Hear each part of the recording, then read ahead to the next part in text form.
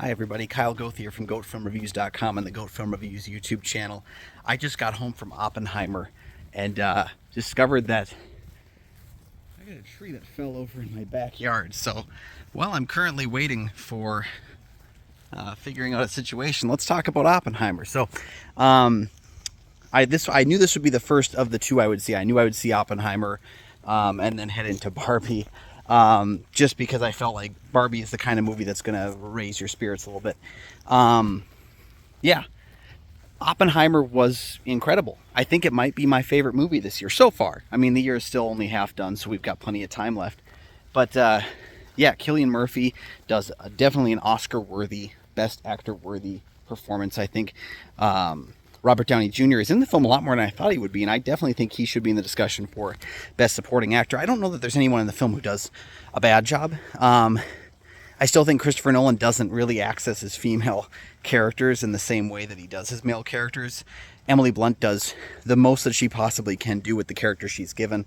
And the film isn't really about Oppenheimer's wife, but since they do describe him as a womanizer, it would have been nice to get to know some of the women that he womanized. Same thing with Florence Pugh. I think she does a lot with the material she's given.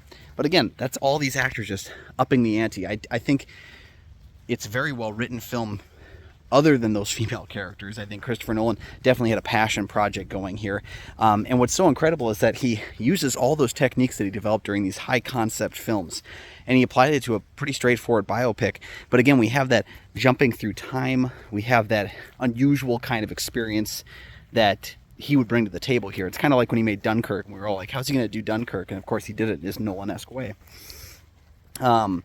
Again, me looking for nitpicks, it's probably going to be the female writing. It's probably going to be as well. There's a few times it's not nearly as egregious as Tenet, but there's a few times when he does throw forth the I care more about the sound design and the big booms than the actual dialogue. And some of the sound design work isn't as great for that reason, because you just can't hear some of the dialogue.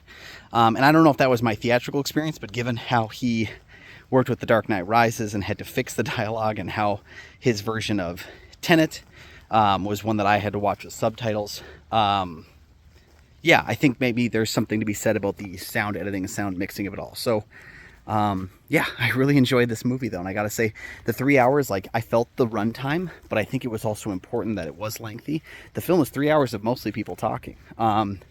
And yet I was so tense at the end, and I was so taken with how he presented the story and put us in the mindset of kind of, I don't want to say like the guilt that he had over creating this destructive and dangerous item that is perhaps set to destroy us all. It's not a very happy-go-lucky movie. Nolan finds a few times where he can add a little bit of subtle, I don't want to say comedy, but definitely like notes where you're able to kind of laugh at the sheer absurdity of what they were trying to accomplish.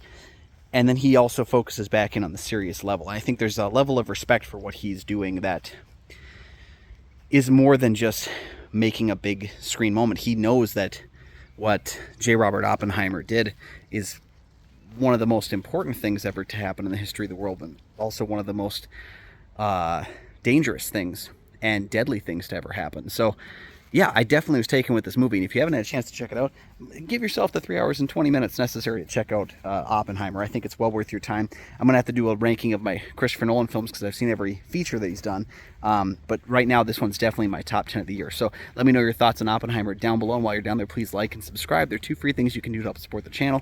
Check out the links down below so you can find Goat Film Reviews on Facebook, or find me on Instagram or Twitter or Letterboxd, and check out Kyle and Nick on Film, my other show. Thank you guys for watching. We'll see you next time.